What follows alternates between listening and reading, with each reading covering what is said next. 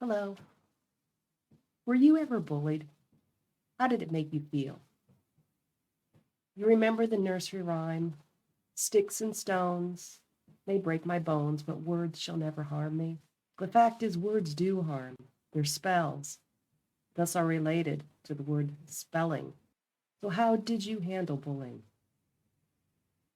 Dyami in the Gobi Crystal, there's a forest fairy named Tutalina. It's a proud name, and it means seed planter. The other fairies call her Tutls, which means too ugly to love. Toodles isn't a pretty fairy like the others. She doesn't wear silver dress and have long wings. She doesn't play a musical instrument like a harp. She has horns, cat-like ears, tangled hair filled with nettles, and is usually covered in mud. That's because, while the fairies are out doing pretty fairy things, she likes to help animals.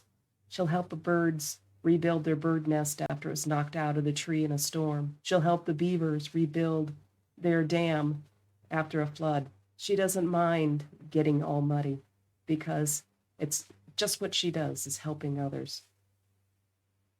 Now, when the others call her Toodles, she could react and cry, which is exactly what the other fairies wanted. Instead of crying and running away, she takes the title Toodles and turns it around. She crosses her arms and says, she's too unfettered to listen.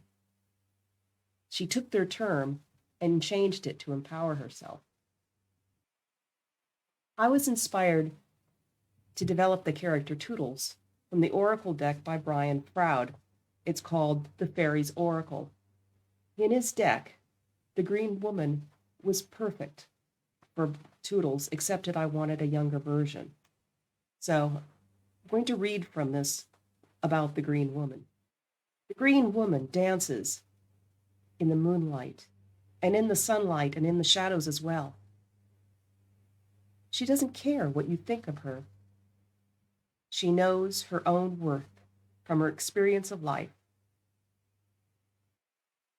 She is the feminine, vital, vegetative force that enables a root to crack stone, the reed to bend in the wind, and the oak to stand against the storm.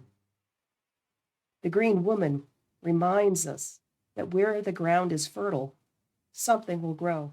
It may be nettles, or thistles, or roses, or carrots, or sandburrs, or peaches, but it will be something because the fertile earth never remains empty. It's up to us to root out what we don't want within ourselves and to nurture what we do. That reminds me of myself.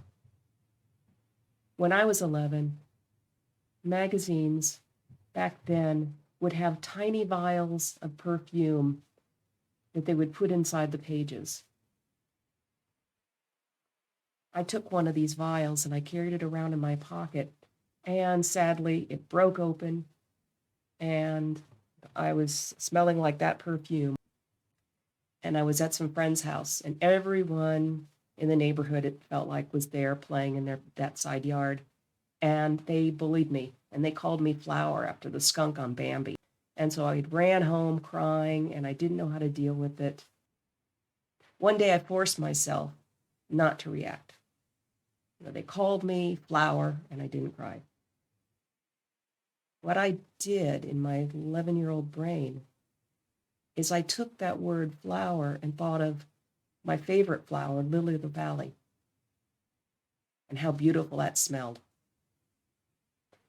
Like Toodles, I changed the definition of the word. It no longer harmed me when it lost its power. Toodles is strong, independent, and loving. She's just the kind of friend who offers to help and cheer you up. She wears that unfettered title on her sleeve. Nothing brings her down. We could all benefit from having Toodles for a friend. I'd like to think Toodles might have inspired me to change that term flower to something beautiful. When you're bullied, you can do the same. Thank you.